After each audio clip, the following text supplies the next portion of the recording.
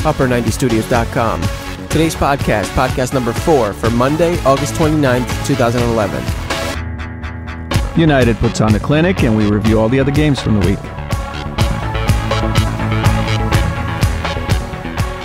Oh my God, yeah. Let's begin with Arsenal. Wow. Oh, man. What did we say? 9? No. Here, let me quote myself from last week. I said, the absolute destruction of Arsenal by Manchester United. My exact words. Just look up podcast number 3. And I said 9. And you said, no, that's exactly right. We were way off, huh? We were off 8. by 1. Oh my God. Although Rooney did hit the post right towards the end, and Nani had a couple of just ridiculous misses, so it would have been 9 easily. 10. Manchester United's bench. Who do they have? Listen to this bench. Ready? Ferdinand, Berbatov, Giggs, Park, Hernandez, Fabio da Silva. Let me tell you something. Kidding me? Let me tell you something. We're going to start with Arsene Wenger's reaction at the end, and then we're going to actually discuss the game, because I need to bring this up. Arsene Wenger, his excuse was, I had 8 players out. 8 players. Let's talk about United's team this year compared to last year, the way they ended. Like what? Well, let's talk about the starters, right? This guy's complaining about 8 players being out, but let's look at United. You got Vidic, Ferdinand, Van der Sar, who was playing last year. He's not. You got Scholes. You got Raphael. Oh my God. Think about it, right? You got Berbatov. Yeah, there's no more excuse. You got Paul Scholes. The excuses are gone. That's right. You got Paul He Scholes. ran out of excuses. Valencia. That was his way out. Look at all these starters that are not playing for United. You know, granted, a couple of them retired, but still, you know, these are guys that are missing. These were key guys that if they dropped at any time last year, you could say United's going to be in trouble. He's done. He's cashed all his checks. Wenger's out of here way sooner than I had predicted. I said Christmas, he's not going to make it. Yeah, well, I mean, his excuse was they were tired from the Champions League. Are you kidding me? Yeah. Tired from it? I think that was like, he's just tired himself. He's done. He's tired himself, because how can you be tired? First of all, it's not even the same players, because the players that played in midweek, they weren't suspended in the league. That's right. So they got to play. At least 4 or 5 of them And got they're to play in that they're game. like 23 years old. These guys don't get it's the first couple games of the season. That's not an excuse. Yeah, he was complaining about that too. Well, you know, He's we done. fielded a young team. You know, all these guys are subs and everything. Arsene Wenger era is finished. I'm sorry, Arsenal fans. It's how it is. You're getting an English manager next. He fielded a 23-year-old team. Guess what Manchester United did? Less than 23 years old. That's right. So where's the excuse? There is no excuse. He ran out of his. That's it. He's done. His project is over. He's finished. Look, they've got 2 days left to fix this sinking ship. They got to get rid of Wenger, and they got to get some players. That's not going to happen in 2 days. I'll tell you who they bring in. Who they should bring in after him. Martin O'Neill. I like O'Neill. You know who the first player he's going to buy is? Who is? James Milner from Manchester City. Because right now he's been sitting on the bench because of Gareth Barry. Yep. They're pretty much the same player. 2 excellent English players. That's right. That's his first buy. Plus, he played at Aston Villa. That's where they got him from. Yeah. So he's already played under him. That's Martin O'Neill, brings in James Milner, which is exactly the kind of player they need. They need Cahill. They got Leighton Baines they should get. But Arsene Wenger's too stubborn. He's stubborn. He also should go pick up Arteta from Everton. This is a really good guy. Hard worker. Not only that, but he's not English. But here's the thing, and that's the catch, right? I think this week he's eligible to become an English player. You know, he's applied for his citizenship. No way. Yep. So this is a guy you need to go get. Just pick him up.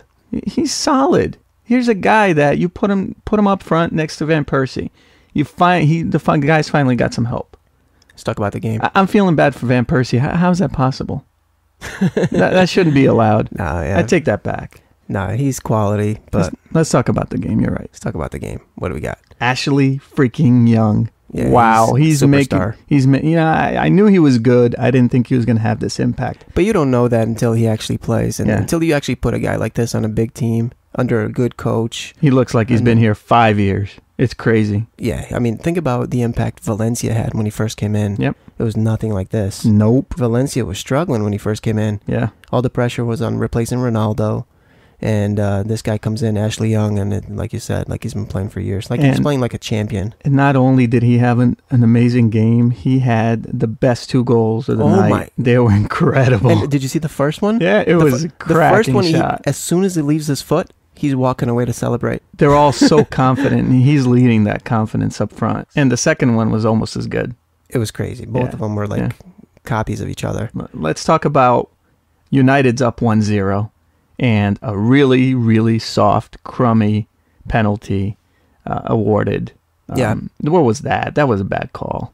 I mean, Johnny Evans, first of all, is an idiot. That was a bad call. I agree. But he's never going to get that ball. That should have not been called. I told you a couple weeks back about the young guys from Manchester United. Yep. And Evans, to me, is the clumsiest of them all. He is. He's a little bit clumsy. It looks like he's, not as agile, not as athletic as the other guys. He tries way harder than the other ones. He has to try harder. Yep. He has to try harder. He's not the same class. He's a good player. He's not the same class as a Jones.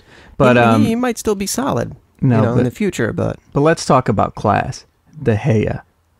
He saved Manchester United from having a tough game by stopping that penalty. 4 minutes later, he makes 2 incredible saves to stop the goal by Arsenal.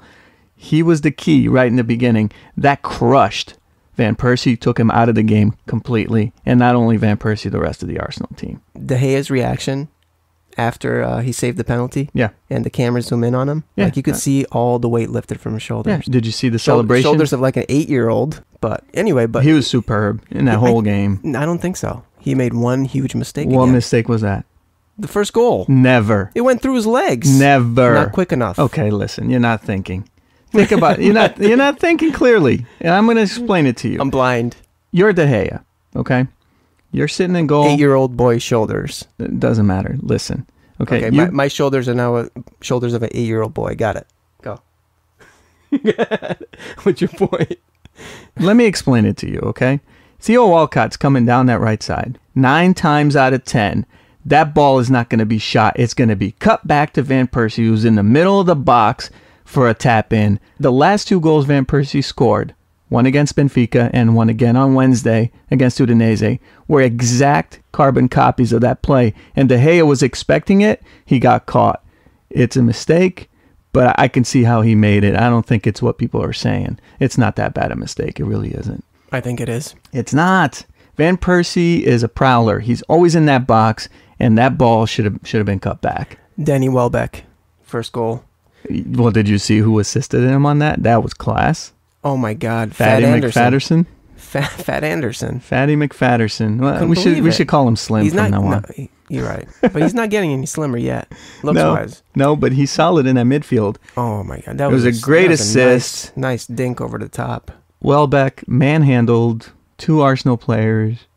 The keeper just destroyed him and put that ball in the back. And now it's so sad that he got hurt too. Yeah, so he's out for a couple of weeks, but that's okay. It's 4 weeks at least. It gives Chicharito a chance to come in and just keep it up. I know. I was thinking about it, and I was like, oh, it's Chicharito's first game, so he was a little rusty. But think about it. What happens if he was in form against Spurs last week? Right. Where Nani puts in those 4 or 5 crosses in the 6-yard box. That's where he lives. Oh my God. That would have been 5-0 in the first half. I'm not feeling sorry for United right now. They're going to be fine. I felt bad when it first happened. I felt bad for the kid.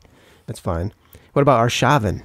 What about Arshavin? His tackles? He's 30 minutes in. Wenger's teams are always like this. They're indisciplined. First he got Phil Jones. Nasty. Phil Jones was hurting after that too. Oh yeah. I mean, he got him real bad. He got a yellow for that. And then Ashley Young, stupid Howard Webb, didn't even see it. What's he doing? Howard Webb had one of the weekest games I've seen him. Howard Webb, what an idiot. Yeah. Oh, yeah, he only got booked for the first one. And then they're losing Arsenal's losing 4-1. And he's laughing with Rooney. I don't know if you noticed that. I saw that. Imagine if that was with Sir Alex Ferguson, seeing that afterwards. He wouldn't be playing. He wouldn't play the rest of the season. Yeah, he'd put him out in the stands for sure. Unbelievable. He's having a joke, having a laugh with Rooney. You're losing 4-1. Where's your heart? Where's your hunger? What an idiot. Can't stand that guy now. Well, hate him. Rooney. That is... Let's talk Rooney. Well, it's a reflection on his coach. That's what I'm saying. That's what I'm saying. They've lost it. Van Persie, no heart. He gave up at the end. These guys... whatever. And you can see the talent. They have no faith in Arsene Wenger. The man is gone. He's just gone. Let me tell you something else about Arsenal, too. they look pretty good going forward, those young guys. Yeah. They look good. Yeah, and they suck at the back. The back. Oh my God. It's like they're not even good for championship level. They need 3 or 4 defenders. That's it. That's all you need. They need 3 or 4 defenders, maybe a guy in the middle. They need some guys in the middle to feed Van Persie. It's really just, it's bad. They got to spend money. They're not spending money. Arsenal has always had, this tradition of building players and selling for lots of money and keeping the books solid. But you know what? If you want to stay in Champions League, you're going to have to spend money. City, since January, has spent 106. It's not allowed to. How much has City spent? They've spent. City has spent $161 million since January. Billionaires. Hold on. Liverpool, how much do you think they've spent since January? $174 million. Oh my God. They got Carroll. They got Suarez. Those are the big names. Forgot about Carroll. But they got Adam. They got Adam. They got who's the other guy? Downing in the middle.